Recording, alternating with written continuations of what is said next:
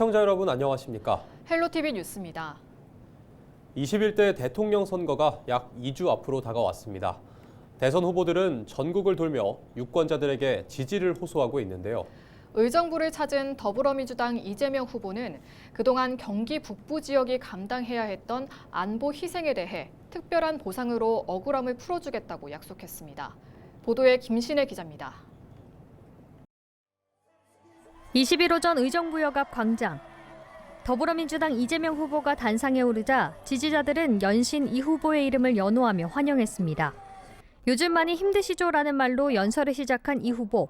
국민들의 퍽퍽해진 삶을 공감한다며 대통령이 되어 좀 더 나은 세상을 만들 수 있게 기회를 달라고 강조했습니다. 내년 6월 3일은 지금까지의 이 암울함을 다 걷어내고 희망의 나라, 국민이 주권자로 존중받는 나라, 진짜 대한민국 만들어 달라는 것 아니겠습니까? 이 자리에서는 경기 북부 지역 공약도 발표됐습니다.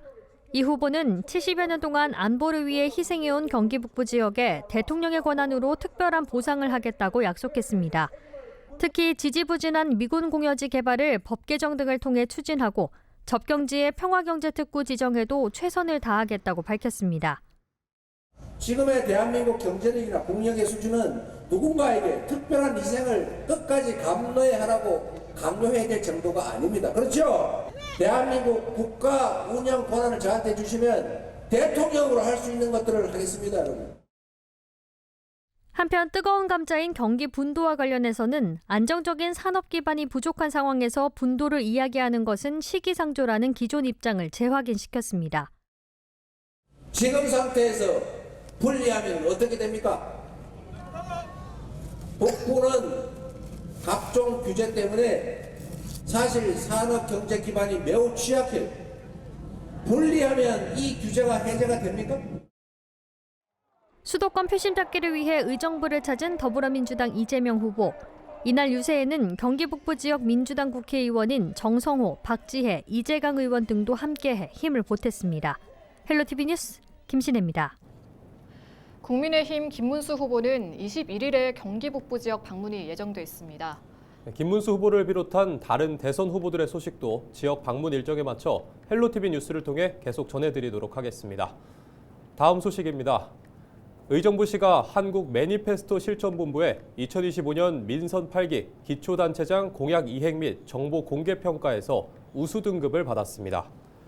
한국 매니페스토 실천본부는 지난 2024년 12월 말까지의 공약 이행 자료를 바탕으로 목표 달성 등 5개 분야를 평가했는데요. 시는 공약 이행 성과를 비롯해 분기별 추진 실적 등에서 높은 평가를 받았습니다.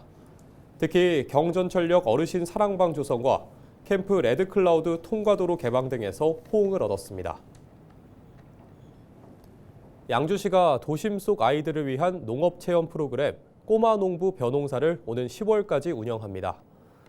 도시농업 상자 텃밭 일지평가에서 우수기관으로 선정된 어린이집 6곳 원생 120명이 체험 기회를 얻게 됐는데요. 프로그램은 벽시 파종부터 모판 가꾸기, 모내기와 벼 수확까지 전 과정을 체험할 수 있도록 구성됐습니다. 또 어린이집 자투리 공간을 활용한 벼 화분 재배 활동과 가을에는 농기구 체험과 떡매치기 등도 진행될 예정입니다. 의정부 도시공사는 지난 17일부터 18일까지 이틀간 스포츠센터에서 제2기 수상안전요원 자격증 취득 프로그램을 성공적으로 운영했다고 밝혔습니다. 이번 프로그램은 스포츠센터 이용 회원과 지역 주민을 대상으로 실질적인 자기개발 기회를 제공하기 위해 마련됐습니다. 교육은 수영장 경영자협회와의 협력을 통해 진행됐으며 참가자 전원이 수상안전요원 자격증을 취득했습니다. 의정부 도시공사 김용석 사장은 앞으로도 실질적인 혜택을 제공하는 자기개발 프로그램을 지속적으로 확대해 나가겠다고 말했습니다. 포천시는 2025년 상반기 어린이집 통학버스 합동 안전점검을 실시했습니다. 점검 대상은 지역 어린이집에서 운행 중인 통학버스로 어린이 보호 표시 등 설치와 어린이 보호 표지 부착, 안전교육 이수 운행 기록 장치 정상 작동 여부 등 주요 안전 항목에 대한 집중 점검이 이뤄졌습니다. 이번 대선에서 수도권 지자체들은 지역 발전 핵심 현안들을 공약에 반영해달라며 각 정당 후보들에게 요청했습니다. 하지만 주거와 교통, 경제 공약에 밀려 제외된 것들이 많습니다. 이관성 기자가 보도합니다. 경기도는 수도권 규제 완화와 첨단 산업 특화단지 조성, GTX-D2 등 노선 추가와 경기 북부 특별자치도 설치, 도내 교육 불평등 해소 등 다양한 분야 당면 현안들을 후보들에게 전달했습니다. 하지만 후보들 공약에는 경기도의 요구가 제대로 담기지 않았습니다. 수도권 정비계획법 개정을 통해 공장 설립과 개발 제한을 완화해달라고 요구한 것에 이재명, 김문수, 이준석, 권영국 후보 모두 공약에 명시하지 않았고 판교 동탄 수원을 AI와 반도체, K컨텐츠 산업 특화단지로 조성하자는 안에 후보들은 지역 언급 없이 일반적인 IT, 반도체 산업 육성에 초점을 맞추거나 다루지 않았습니다. GTX도 이재명, 김문수 후보가 GTX 확대를 공약했을 뿐 경기도가 요구한 GTX-D2 등 구체적 추가 노선은 명시되지 않았습니다. 인천시의 상황도 크게 다르지 않습니다. 인천시는 강화 남단 경제자유구역 지정과 수도권 매립지 4자 합의 이행, 경인전철과 경인고속도로 지하화와 인천형 천원주택 전국 확산 등 당면 현안들을 대선 후보들에게 전달했습니다. 하지만 대선 후보 대부분 수도권 매립지 문제를 다루지 않았고 강화 남단과 평화도로 군사시설 이전 등 지역 특화 현안들도 공약에 반영하지 않았습니다. 대선 후보들은 인천발 KTX 인천공항 연결과 경인전철과 경인고속도로 지하화, 인천형 천원주택 확산 등 철도와 복지 일부 공약만 선택적으로 반영한 모습입니다. 지역의 그런 수건 사업이라든지 지역 중심 공약들이 약간 소외받는 것이 사실입니다. 다만 이제 후보들이 지역에 방문하거나 유세를 할 때 지역 현안을 파악하고 그것에 대해서 대응해주고 또 앞으로 어떻게 논의해 가자라는 방향성을 제시하는 그런 후보가 있다면은 선거일이 다가오면서 지역사회는 지역별 핵심 현안들이 대선 후보들의 공약에 반영될 수 있기를 바라고 있습니다. 대선 후보들은 환경 이슈와 지역 간 갈등 우려가 있는 현안들보다 주거와 교통, 경제 등 사회 관심 공약을 앞세우고 있습니다. 헬로티비 뉴스 이관서입니다. 수도권 지역 아파트 가격이 서울을 중심으로 상승세가 이어지고 있는 것으로 나타났습니다. 한국부동산원이 발표한 5월 둘째 주 아파트 가격 동향을 보면 서울은 0.1% 상승한 것으로 조사됐습니다. 이는 전주 0.08% 상승에 이어 상승세가 지속되고 있는 것이며 재건축 단지를 중심으로 가격 상승세가 이어지고 있는 것으로 풀이됩니다.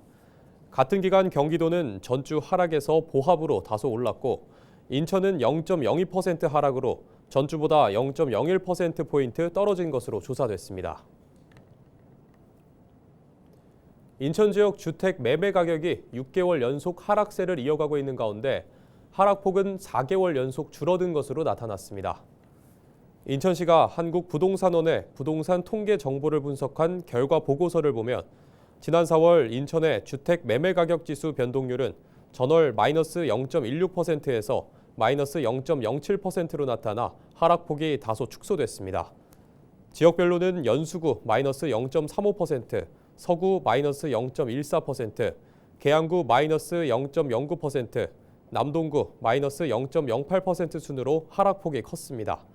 반면 미추홀구가 마이너스 0.01%에서 0.09%로, 부평구 마이너스 0.01%에서 0.06%, 중구 마이너스 0.02%에서 0.05%로 하락에서 상승세로 전환했습니다.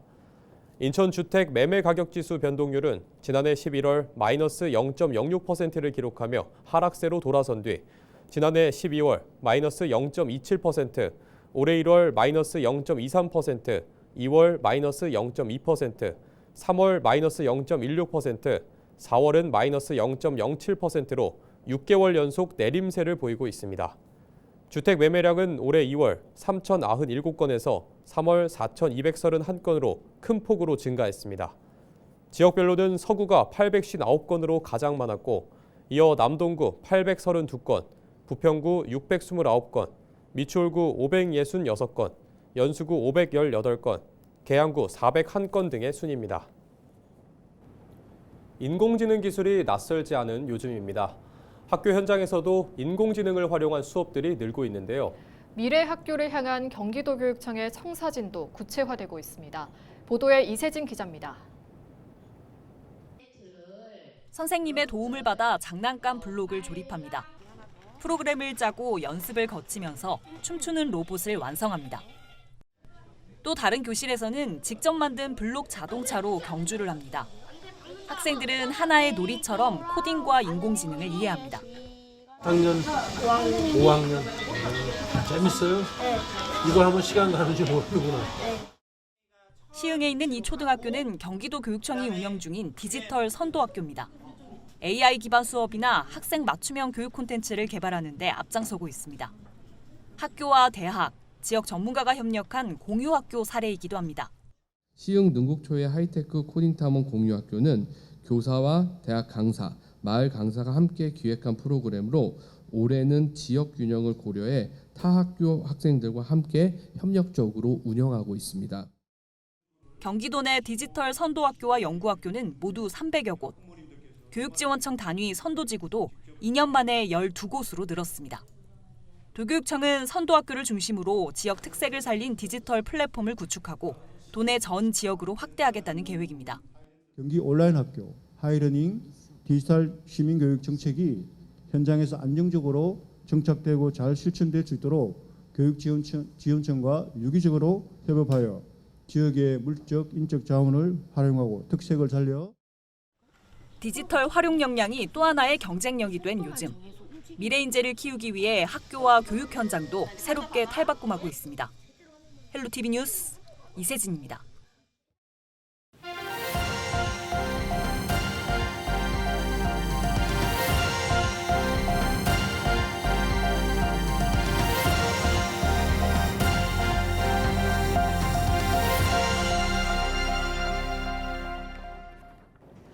서울시가 지역 주택조합의 투명한 운영과 조합원의 피해를 막기 위해 실태 조사에 나섭니다.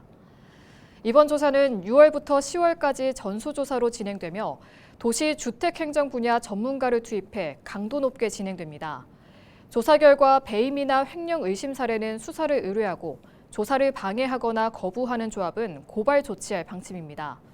서울시는 이번 실태 조사를 통해 지역 주택조합 운영 관리를 진단하고 제도 개선 방안을 더욱 체계화할 예정입니다. 인천 병원선의 노후화로 대체 건조돼 지난 2월 진수식을 한 건강 옹진호가 첫 순회 진료에 나섭니다. 인천시는 그동안 병원선 서비스가 제한됐던 백령과 대청면 주민을 대상으로 병원선 순회 진료를 시작한다고 밝혔습니다. 시는 기존 병원선인 인천 531호가 설령 25년으로 노후화돼 운항 안정성이 우려되면서 지난 2021년 신규 병원선 건조를 결정했습니다. 이에 따라 신규 병원선 건강 옹진호는 인천시와 옹진군이 126억 원을 투입해 지난 4월 건조했습니다. 규모는 길이 47.2m, 폭 8.4m, 깊이 3.6m로 최대 44명까지 승선이 가능하며 시간당 최대 46km까지 속도를 낼 수 있습니다. 신규 병원선 운영으로 기존 옹진군의 3개 면, 9개 도서 지역에서 6개 면, 17개 도서로 서비스 지역이 확대되며 진료 과목도 기존보다 늘어나게 됩니다. 건강 옹진호는 공보의 3명과 간호사, 임상병리사, 물리치료사와 방사선사 등 7명의 진료 인력이 탑승해 연 44회, 132일 운항할 예정입니다. 한편 병원선 공식 취향식은 6월 중 개최될 예정이고 취향식 이후 본격적인 정기 진료 운영이 시작됩니다. 인천경제자유구역청이 다음 달 13일까지 CES 2026에 참가할 인천 기업을 모집합니다. 모집 대상은 인천에 본사나 지점을 둔 중소혁신 기술 기업입니다.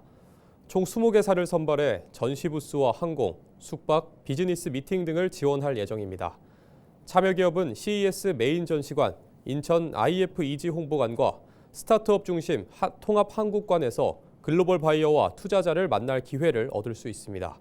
신청은 비즈오케이 시스템에서 가능하며 자세한 내용은 인천경제청 누리집에서 확인할 수 있습니다.